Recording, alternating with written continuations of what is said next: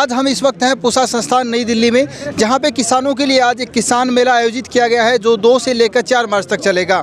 हमारे साथ हैं पूसा संस्थान के प्रधान वैज्ञानिक डॉक्टर राजवीर यादव जी, जिनसे हम जानेंगे गेहूं की जो नई लेटेस्ट किस्में हैं उनके बारे में। आजकल तापमान काफ़ी ज़्यादा बढ़ जाता है, जिससे हीट वेव के चलते गेहूँ की उत्पादकता काफ़ी घट जाती है। फरवरी में या मार्च में हीट वेव का सामना करना पड़ता है, जिससे गेहूँ की यील्ड काफ़ी कम हो जाती है। तो उसको किसान भाई कैसे कुछ हद तक कंट्रोल कर सकते हैं?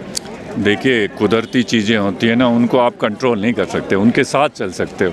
एक समाधान ये है जिसको हम बार बार कहते हैं, भाई आप जितनी जल्दी बुआई कर सकते हैं गेहूं की उतनी जल्दी बुआई करें। जितनी भी वैरायटियां निकाल रहे हैं IRI के अंदर, खासकर अर्ली सोन कंडीशंस के लिए, वो इसीलिए निकाल रहे हैं ताकि आपकी पैदावार के अंदर निरंतरता रहे और वो इन्वायरमेंट के फ्लक्चुएशन को बर्दाश्त कर सके। जो अब सडन टेम्परेचर की बात है, तो मेरे को नहीं लगता कि 35-36 डिग्री की प्रोजेक्शन कर रखी है।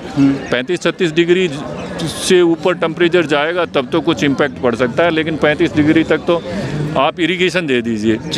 ठीक है, इरिगेशन को इस तरह से प्लान कर लीजिए, क्योंकि इन दिनों हवा चलती है, हवा देख के इरिगेशन को प्लान कीजिए। शाम को इरिगेशन दीजिए, पर इतना पानी मत दीजिए कि शाम को खोल जाए और उसके अंदर खड़ा रहे, सुबह फिर हवा चले फिर वो गिर जाए। तो थोड़ा प्लानिंग के साथ खेत में रह के आप इरिगेशन दीजिए, कम पानी की दीजिए ताकि वो जल्दी सूख जाए और भाई उसके अंदर उसका तापमान भी गिरा हुआ है। दूसरा है कि भाई जैसे जो मैं बार बार कहता हूँ, जीरो टिल का ये कि मोटा फ़ायदा है कि आप उसमें जब रेजिड्यू रखेंगे तो वो 2-3 डिग्री, जब जैसे मान लो बाहर का टेम्परेचर 36 है, तो अगर आपने उसमें रेजिड्यू रखा हुआ है तो उसका टेम्परेचर 33-34 के आसपास रहेगा। ठीक है।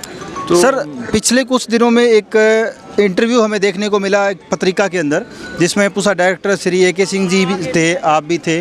एक वैरायटी का जिक्र किया गया है जिसमें कि गेहूं की इस किस्म को अगर समय पे लगाते हैं तो उसमें हीट वेव का असर कम देखने को मिलेगा। देखिए, हमने जो एक बात कही है कि हम कह रहे हैं कि कंप्लीट पैकेज है, यानी अर्ली सोन, जीरो टिल और वैरायटी।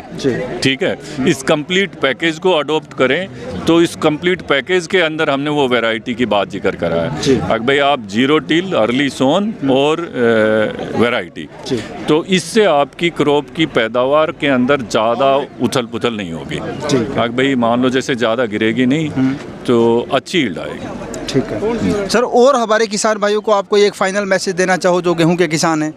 भाई मैं तो यही बात कह सकता हूँ, अगर जो मान लो अगर कोई किसान है जहाँ पे ज़्यादा कंसर्न है इस वाले टेम्परेचर रेंज की वजह से, मेरे को तो लगता नहीं कि 35 डिग्री जाएगा। अगर 35 डिग्री नहीं जाता है तो नुकसान 35-36 डिग्री इस टाइम जनरली किसी की फसल दाना पड़ने की अवस्था में है, एट द मोस्ट उसका क्या हो सकता है, पोलन डेथ हो सकती है।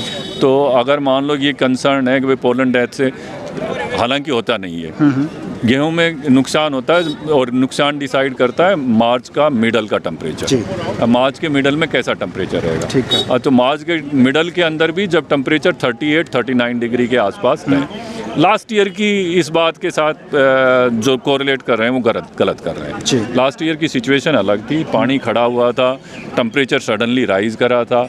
इस बार तो टेम्परेचर बहुत फेवरेबल रेंज में रहा है, अगर जो इस टाइम को थोड़ा सा छोड़ दे तो। टाइम पे बालियाँ आई है, ना जल्दी आई ना लेट आई, बिल्कुल टाइम पे बालियाँ आई है। फुटाव बहुत अच्छा है, क्रॉप की रंगत बहुत अच्छी है। तो मेरे को तो नहीं लगता कि भाई इसका कोई ज़्यादा कंसर्न। सर, एक और चीज़ कुछ एक किसान भाइयों को कहा जा रहा है जो खाद बीज दवाई बेचने वाले हैं, कि इस समय अगर जैसे पोटेशियम नाइट्रेट का स्प्रे करें या फिर जैसे कुछ अच्छा है, पोटेशियम नाइट्रेट, MOP इनका स्प्रे करते हैं, जनरली ये हीट शॉक से क्रॉप को बचाती है, तो उसमें कोई नुकसान नहीं है। जैसे MOP का तो हम 0.2% कहते हैं। ठीक है, या 0.2% का मतलब तकरीबन 2 ग्राम 1 लीटर पानी में।